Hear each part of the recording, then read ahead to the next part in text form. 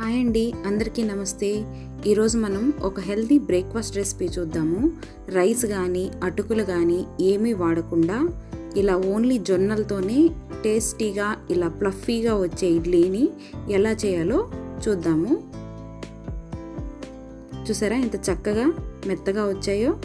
దానికోసం ముందుగా నేను ఉదయాన్నే 2 కప్పుల జొన్నల్ని ఇలా కడిగి నానబెట్టుకున్నాను. మినిమం 6 అవర్స్ అన్నా నానాలి. అలాగే 1 కప్పు మినపప్పును కూడా జొన్నలు ఎప్పుడైతే నానబెట్టానో అప్పుడే నానబెట్టాను. ఈ మినపప్పులోనే కొద్దిగా మెంతులు కూడా వేసి నానబెట్టానండి. ఇప్పుడు ముందు మినపప్పుని గ్రైండ్ చేసుకుందాం.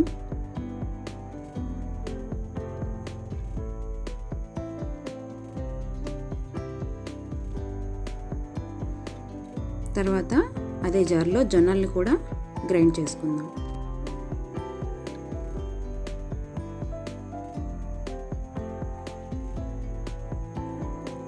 జొన్నలు మరీ మెత్తగా పేస్ట్ అవ్వాల్సిన అవసరం లేదండి. ఇడ్లీకే కదా, కొంచెం బరగ్గా ఉన్నా బాగుంటుంది. దోసకైతే మనం మెత్తగా చేసుకోవాలి.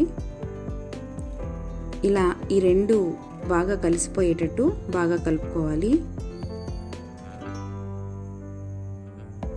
తర్వాత కొద్దిగా సాల్ట్, వాటర్ కూడా వేసి ఈ మిశ్రమం అంతా బాగా కలిసిపోయేట్టు కలుపుకోవాలి. తర్వాత రాత్రంతా ఫెర్మెంట్ చేసుకోవాలి. చూసారా, తెల్లారేసరికి బాగా ఫెర్మెంట్ అయింది. ఇలా ఫెర్మెంట్ అయితే కానీ మనకి ఫ్లఫీ ఇడ్లీస్ రావండి. ఇప్పుడు కొద్దిగా వంట సోడా వేసుకొని ఇడ్లీలు పెట్టుకోవడానికి సరిపడే కన్సిస్టెన్సీలో ఈ పిండిని బాగా కలుపుకొని రెడీ చేసుకోవాలి. ఇప్పుడు ఇలా ఇడ్లీ ప్లేట్లకి కొద్దిగా నెయ్యి రాసుకొని ఇడ్లీలు పెట్టేసుకుందాం. ఈ ఇడ్లీలు ఉడికేలోపు మనం గ్రీన్ చట్నీ రెడీ చేసుకుందాం. దానికోసం శుభ్రంగా కడిగి పెట్టుకున్న 1 గుప్పెడు కొత్తిమీర, 1 గుప్పెడు పుదీనా, సన్నగా తరిగిన పచ్చి కొబ్బరి, 5 పచ్చిమిర్చి, కొద్దిగా చింతపండు, తగినంత ఉప్పు వేసి గ్రైండ్ చేసుకోవాలి. కొద్దిగా గ్రైండ్ అయ్యాక వెల్లుల్లి రెబ్బలు, ఉల్లిపాయలు, అలాగే కొద్దిగా పెరుగు కూడా వేసి గ్రైండ్ చేసుకోవాలి. ఇలా గ్రైండ్ చేసుకొని ఒక బౌల్లో తీసుకొని పోపు పెట్టుకున్నామంటే గ్రీన్ చట్నీ రెడీ అయిపోయినట్టే.